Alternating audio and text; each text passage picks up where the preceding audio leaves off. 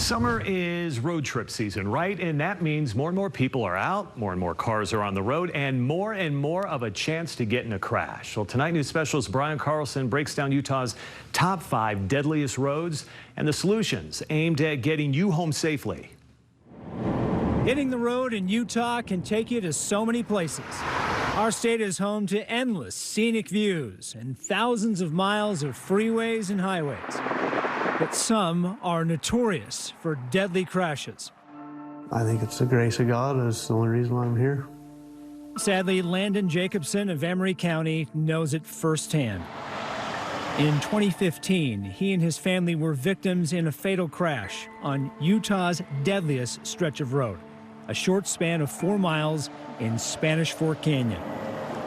Coming home on the 4-lane highway, a car merging at Thistle Junction pulled out right in front of them. Their cars collided, catapulting Jacobson's truck and trailer across the road and down the adjacent ravine, killing his wife Heather and their youngest son Brock. Something Landon wasn't aware of until waking up from a coma weeks later.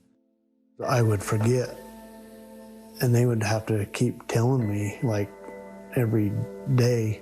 How many times do you think they had to tell you what happened? I would think 4 to 6 times. And you would forget every time? Yeah. And the cross remembering their crash isn't the only one here. According to the Utah Department of Public Safety, this section of Highway 6 in Spanish Fork Canyon has seen 7 deadly crashes since 2021, the largest concentration of road fatalities in Utah, making it the #1 deadliest road segment in the entire state. Number 2 in Uinta County isn't far behind. This undivided 6-mile stretch of Highway 40, immediately west of Vernal, has seen 5 deadly crashes over the last 5 years, 1 every 0.2 of a mile. The remaining top 5 deadliest roads is a 3-way tie, with 4 deadly crashes each since 2021. I-15 at the point of the mountain, connecting drivers in Utah and Salt Lake counties. 24% of the deadly crashes happening in Draper at 70 to 79 miles per hour.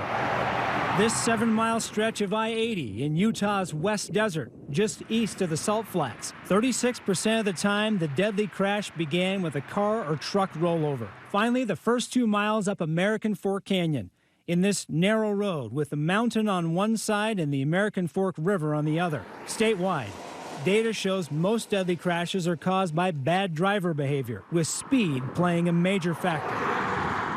You get vehicles that are not watching or trying to push it too closely. State Trooper Cameron Roden patrolled the deadliest stretch of Spanish Fork Canyon for 7 years and responded to multiple deadly crashes here, including the Jacobson accident. It's definitely something that stays with you. A lot of the crashes, fatal crashes specifically, that we've seen in these areas are from vehicles that are losing control and going into the opposing lanes of traffic and causing a head-on collision. But what about the dangers inherent to the road themselves? UDOT is constantly considering changes that could save lives. Construction to improve safety in Spanish Fork Canyon has already begun. UDOT installed a new concrete center median running much of the length of the deadliest stretch. Crews are installing new light poles to improve visibility and turning the intersection at Thistle Junction into an underpass that goes under Highway 6.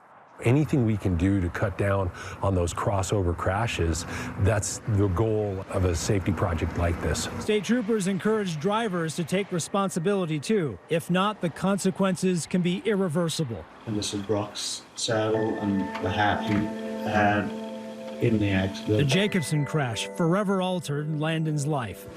2,000 steps. Relearning how to walk, living with a severe brain injury, caring for his surviving children without his beloved wife and son. It's tough. I feel guilty because I was a driver. Took their life away, you know. It wasn't my fault, but it is, you know. I had the big trailer and was the driver, so I'm responsible for every... A victim of Utah's deadliest roads. He hopes other drivers will think about when they get behind the wheel. I just want people to know that their little split decisions can change people's lives. Decisions made here, felt in hearts here. When you look back at some of the top bad behaviors leading to our deadly crashes, researchers tell me it always points back to speed and driver error. So if you can slow down, you improve the time you have to react and possibly save a life.